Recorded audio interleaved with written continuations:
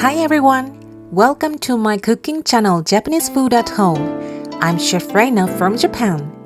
Today, I'm excited to share a delicious recipe for onigiri, Japanese rice balls. In Japan, onigiri are a popular way to enjoy rice without chopsticks. They are perfect for taking on the go or enjoying outdoors and come in all sorts of flavors. You might know the classic onigiri flavors like tuna mayo or salted salmon, but today we'll be using seasonal spring ingredients, Sakura shrimp and fava beans, to create unique onigiri that are simple, flavorful, and sure to stand out. Alright then, let's take a look at the ingredients. These onigiri are made with cooked rice, fava beans, green shiso leaves, and salt. And of course, Sakura shrimp, which is listed below. Be sure to use japonica rice, as rice with less stickiness may not hold together well when shaped into rice balls. As for the fava beans, I highly recommend using fresh ones. Frozen fava beans tend to have a poor texture, but if fresh beans aren't available, frozen edamame can be used instead. Green shiso is a classic Japanese herb. In this recipe, the onigiri are wrapped in shiso leaves, but if you can't find them, you can simply use nori seaweed, just like with regular onigiri. The salt is used for boiling the fava beans. To make the sakura shrimp flavor base, you'll need boiled sakura shrimp, known as kamaage sakura ebi in Japanese. Actually, this type of shrimp can be hard to find even in Japan, so in this video, I'll also show you how to make a substitute using dried sakura shrimp and water. The shrimp will be seasoned with ginger light soy sauce, known as usukuchi shoyu in Japanese, mirin, and neutral oil. Before we start cooking, let me tell you a bit more about sakura shrimp. Sakura shrimp are harvested in Japan only twice a year, in spring and fall.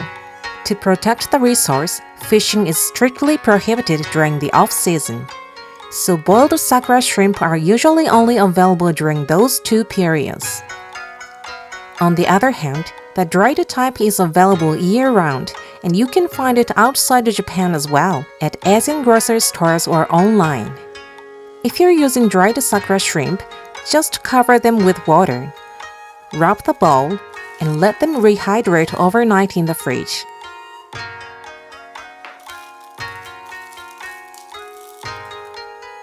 As you can see, the shrimp have plumped up and softened nicely. Before cooking, drain off the water and follow the same steps you would for boiled sakura shrimp. Just so you know, the soaking water will have picked up the shrimp's flavor, so don't throw it away. Use it as part of the water when cooking your rice for the onigiri. Alright, next, let's work on the fava beans. They come in thick pots, but opening them is easy.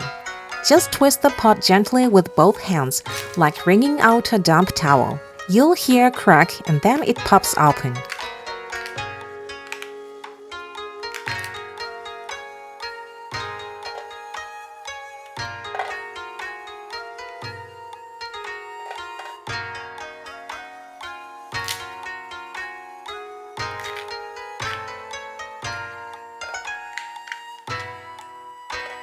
Some people boil the beans as is, but fava beans have thick skins, so it takes a little trick to get the salt flavor to soak in properly.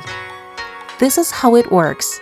There's a black spot on each bean called ohaguro in Japanese. Use your thumbnail to gently scrape it off. This creates a small hole in the skin, which helps the salt penetrate and also makes the beans easier to peel after boiling. Now, let's boil them. Fava beans are quite large and the skin is thick, so I'm using 3% salt water to ensure the salt gets in. Add the beans to the boiling water and cook for 4 minutes. Then drain them well in a colander. If you want to keep their bright green color, you can chill them in ice water, but that makes the beans a little watery, so this time, I'll let them cool naturally to keep the flavor and fluffy texture. Once they've cooled down, peel off the skins. Because of the hole we made earlier, they are very easy to peel. The beans are delicate and can break easily after cooking, so handle them gently. They're done. Set them aside until ready to use. Now let's make the Sakura shrimp flavor base. Add minced ginger and neutral oil to a pan and place it over low heat. Use a rubber spatula to stir the ginger gently. Once it starts to sizzle and release its aroma, add the Sakura shrimp.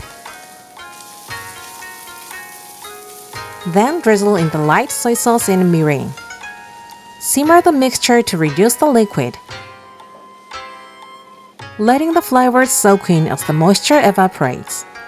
Now the liquid has mostly boiled off, so it's starting to stick to the sides of the pan and stirring reveals the bottom. You may also notice the toasty aroma of the shrimp. These are all signs that it's time to turn off the heat. Be sure there's still a little bit of moisture left in the pan. Now let's add the spring flavors to the rice. Place the freshly cooked rice in a bowl and add the Sakura shrimp flavor base. Don't forget to scrape in any thickened liquid left in the pan that's full of flavor. Next, add the fava beans. Gently fold everything together, being careful not to mash the rice. Once the Sakura shrimp and fava beans are evenly mixed throughout, it's ready. Now it's time to shape the onigiri. First, prepare a small bowl that fits neatly between both hands, just the right size to hold one onigiri. Line the bowl with a piece of plastic wrap. Then fill it with the mixed rice.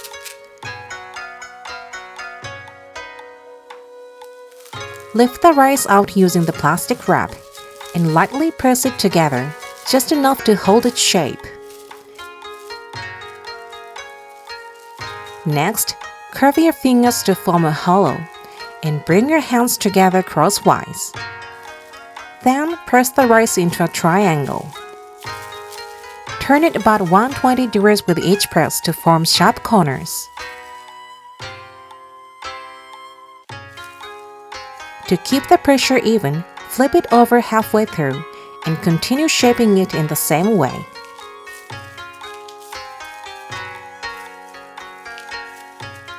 Now you've got a nice clean triangle. And here's a little trick to make them look even better. Before you shape the rice firmly, place a few fava beans on the surface or adjust the ones that are hidden so they'll show nicely in the final product.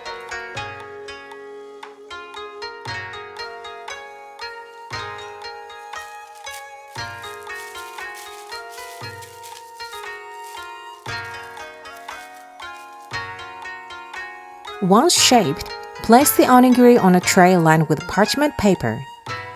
To finish, we'll wrap them in green shiso leaves. Choose leaves that match the size of your rice balls, and remove the stems by hand.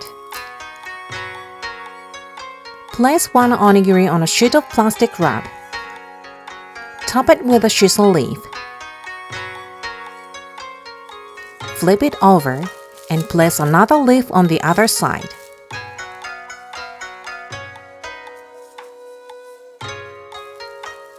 Then press it again just like before so the shiso sticks to the surface. And now it's done! If green shiso isn't available, feel free to wrap a strip of nori seaweed around the onigiri instead.